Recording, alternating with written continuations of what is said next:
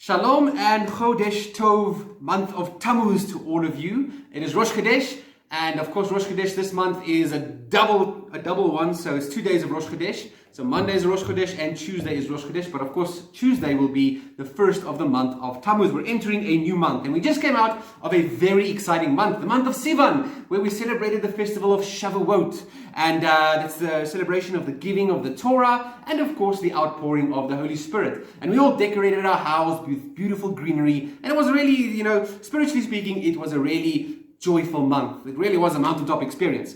But we are now entering the month of Tammuz, and you could be forgiven for not being too excited about entering the month of Tammuz. But I want to try and redeem the month of Tammuz for us today and see what we can learn in preparation for the upcoming month of Tammuz, and even the month after that, which is also kind of a sad month, the month of Av. So what's the big event that happens in this month that we're entering the month of Tammuz? Well, it is, of course, the 17th of Tammuz, which is a fast day. We've got two big fast days coming up, 17th of Tammuz and the 9th of Av. So these are the things that kind of shape our spiritual landscape ahead of us for these next 2 months. And the 17th of Tammuz begins a 3-week period of mourning up until the 9th of Av, which is, of course, the day that both our temples were destroyed. So unfortunately, I will not be giving you guys a prosperity teaching today, because this is not the month for something like that. So why do we fast on the 17th of Tammuz? I want to explore this, and I want to see how we can learn something to help you guys out in this month ahead, because times are challenging, and I think we need to be able to prepare ourselves for challenging times and to stay focused so that it doesn't take us down. So the reason why we end up fasting on the 17th of Tammuz is to commemorate 5 horrible things that happened in our past. Firstly, the 17th of Tammuz is the day that Moses came down the mountain with the set of tablets, and what did he find? The golden calf. So what does Moses do? He smashes the tablets. Horrible, horrible, horrible part of our history, and it happened on the 17th of Tammuz. It's still a while away, right? If it's Rosh Chodesh Tammuz on Tuesday, we've got about 2.5 weeks before this fast day comes. So that's the first thing that happened. Moses smashed the first tablets when he saw the golden calf. The second bad thing that happened in the month of Tammuz is that during the period of the first temple, there was a besieged population stuck inside of Jerusalem, right? And that population ran out of animals to provide as offerings on the altar.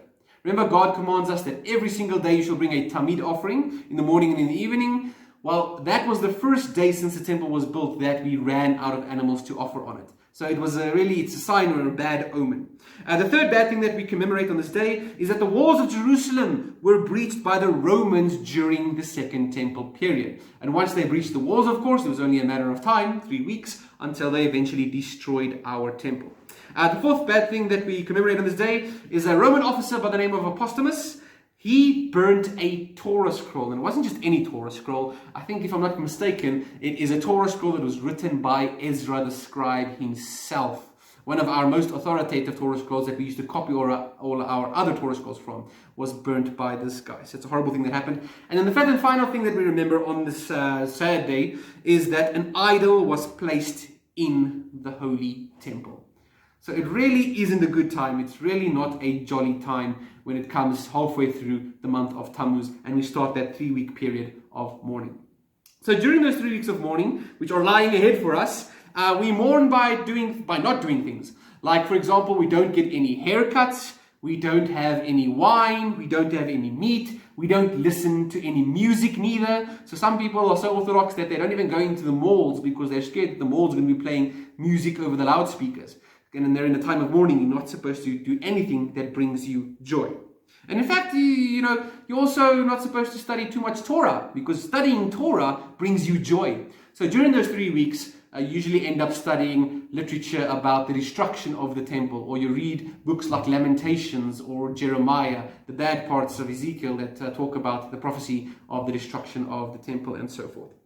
But come to think of it, we are now more prepared than ever for these 3 weeks of mourning, because for the last 3 months of our lockdown, we haven't gotten any haircuts. It's been illegal. We haven't been allowed to buy alcohol, so we couldn't have enough wine, right? So we are actually pretty well prepared for what is going on. We haven't been able to go listen to any live music neither, because everything has been shut down.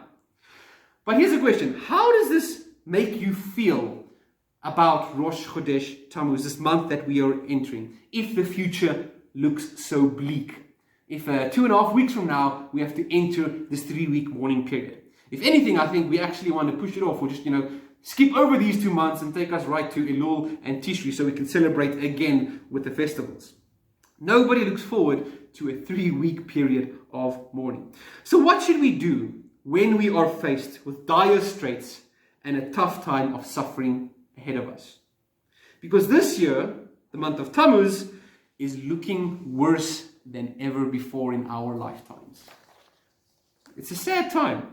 The whole country, in fact the whole world, is filled with worry and depression like never before because of the lockdowns and the virus and the uncertainty. People are hopeless at the moment. They don't know what to do. They're in fear of job security. They're in fear of their safety. They're in fear of their health and how they're going to provide for their families. And unfortunately, all this stress and all this fear is taking its toll on a lot of people. And my dad and myself, we had the unfortunate task last Friday of dealing with the aftermath of someone here living in our area that committed suicide. And my dad and myself had to wait there for the police to come, and we had to wait for the forensic to come, and we had to shield off the area so the children couldn't see it, and we had to try and comfort the close family that was left behind that were there. It was an extremely difficult thing for us, and the statistics, I don't know if they're out yet, but I'm sure that there's a lot more suicide in our country than ever before. I know that the call centers have already said that they've got too many calls coming in for people that are suffering with depression, and they can't handle it. So there's a really tough time happening all around the world right now. And while we were standing there, my dad and myself, one of the family members was trying to comfort one of the direct relatives of the deceased. And I was listening to this conversation, and he was telling the person, be careful that you don't also decide to give up and end up doing something like that. And the guy's son said, no, I can't end up like that. I can't be the same. And when he said that, it was really powerful. It struck me. Because I was thinking about it from a religious perspective. Us as religious individuals, as believers, we claim to have faith in the resurrection. Which means that, we can never end up like that. We can never actually give up on life if we are believers. Because by definition itself, that's what a believer is. We believe in something that lies ahead. We have a hope in something that lies for us in the future. And I think we can learn a lesson on how to approach this challenging time that's ahead of us, not just because of the virus, but also because of the 3 weeks of mourning that are coming up, that we can learn from Rosh Chodesh Tammuz. And I want to explore that today because there's a tradition that tells us Rosh Chodesh Tammuz is in fact the birthday and the death day, the Yarzeit, of none other than our famous biblical character, Joseph, Yosef HaTzadik. We all know Joseph and we love the story of Joseph. Now, if anyone had a tough time of suffering in their life, it was Joseph, right? He got sold off by his brothers, his own flesh and blood, sold him off, right? And told their dad that he was dead. So his relationship with his dad was cut off at that point.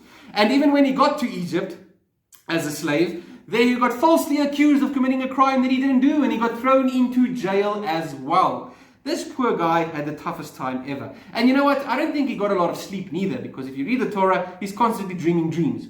So this guy had a tough time.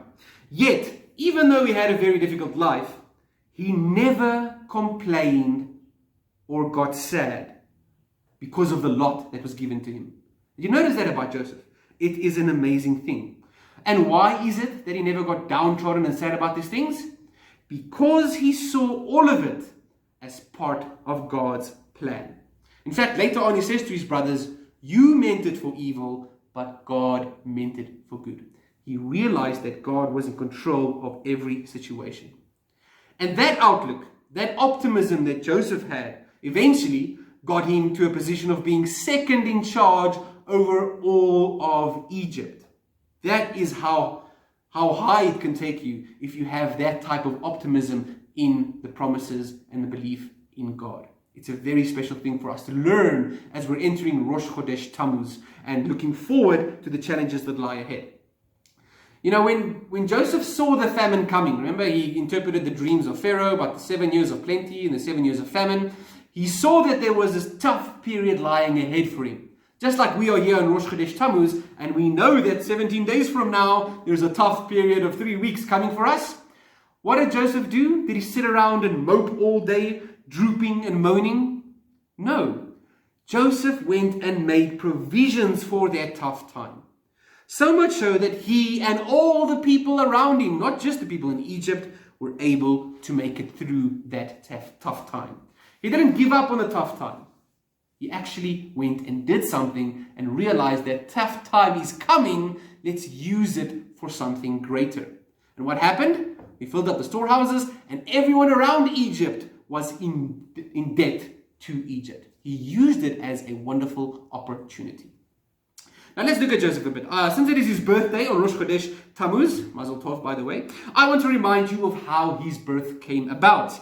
You guys will remember the story of Rachel, the beloved wife of Jacob, and how she was barren while her sister Leah, was giving birth left, right, and center. I think there's the Hollywood made a movie based on Jacob's life called 4 Weddings and a Funeral. I think that's all in one parasha.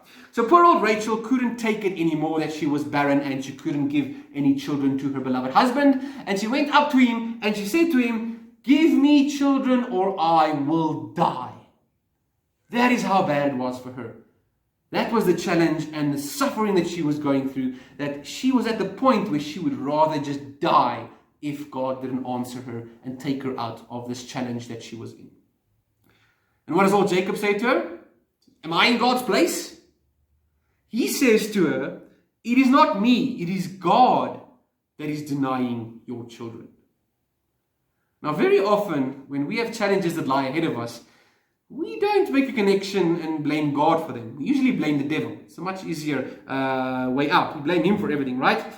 But very often, in fact, God is the one who places us in the challenging positions because they are for our own good. And this is the story of Joseph.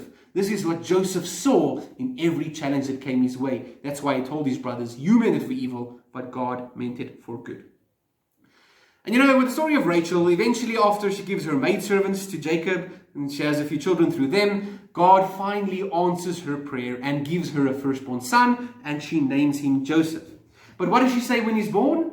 After she's made it through this challenging time, the suffering that she did endure, she says, "God has taken away my disgrace, taken away my suffering and my hardships."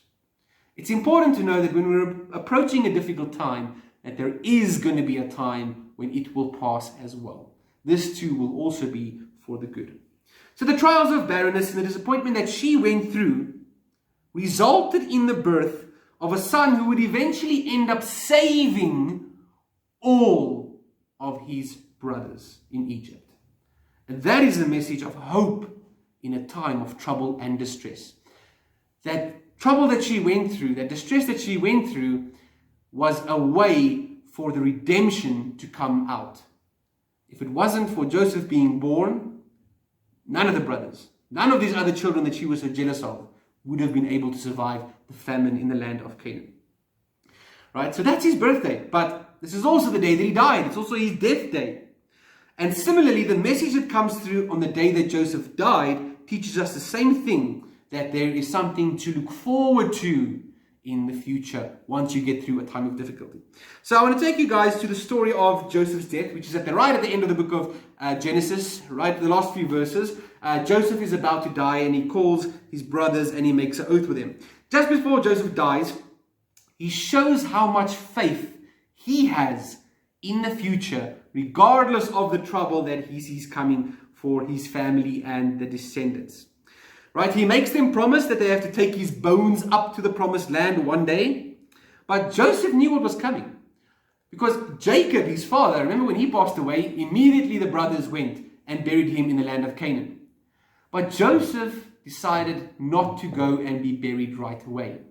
Joseph knew that that generation had to stay in Egypt for more than 200 years and undergo the suffering and the agony and the oppression of slavery to the Egyptians. He knew it was coming. Yet he still told them, "Don't go bury me now. I'm going to stay here with you guys during that period of suffering. And then when that period of suffering is finished, because it will be finished, take my bones with you and bury me up in the land of Israel, the promised land promised to our forefathers. Because he was trying to teach them the lesson that you don't just complain about something bad that lies ahead of you. You don't go and say, oh, immeasurable suffering is coming for you guys. It's better off for you to just die. Right? Kind of like old Jonah, the way that he moaned. Except Joseph leaves them with inspiring words. What does he say to them? He says, God will surely take care of you. He says to them, God will surely remember you. And when he does remember you, right, after the 210 years of slavery, you are to take my bones up with you. He wanted them to learn to have hope and to have faith even in a time of trouble and distress, because that epitomized the life of Joseph. He showed that he had faith in a time after the struggle and after the suffering, because that was what his life was all about. Seeing God even in the suffering, even in challenges in your life. And in fact, his foresight stretches so far forward that he looked into the future that hasn't even happened yet, when we will all be resurrected. That's why he wanted his bones to be in Israel, because he's looking forward towards the resurrection. And that is a message we can learn. And that's the way we should live our lives. We should always be looking forward to the day when we will be resurrected. There is a life that we have to live after this one, and that is where our focus is supposed to be. And this is why Yeshua's atoning death for us grants him the title of Messiah, son of Joseph, the suffering servant. Because through his suffering, just like through Joseph's suffering, all of Israel will be saved, and those who are joined to Israel as well. So we're entering the month of Tammuz, and we're entering the month of Av, a time of mourning for the suffering that we endured in the past, but we accept the suffering, not as the end of the road, but as a necessary pit stop on our way, because we have a great hope in the resurrection. Because before we can welcome the Messiah back, we still have to go through a challenging time known as the birth pangs of Messiah. And who knows, maybe what the world's going through right now is in fact the birth pangs of Messiah.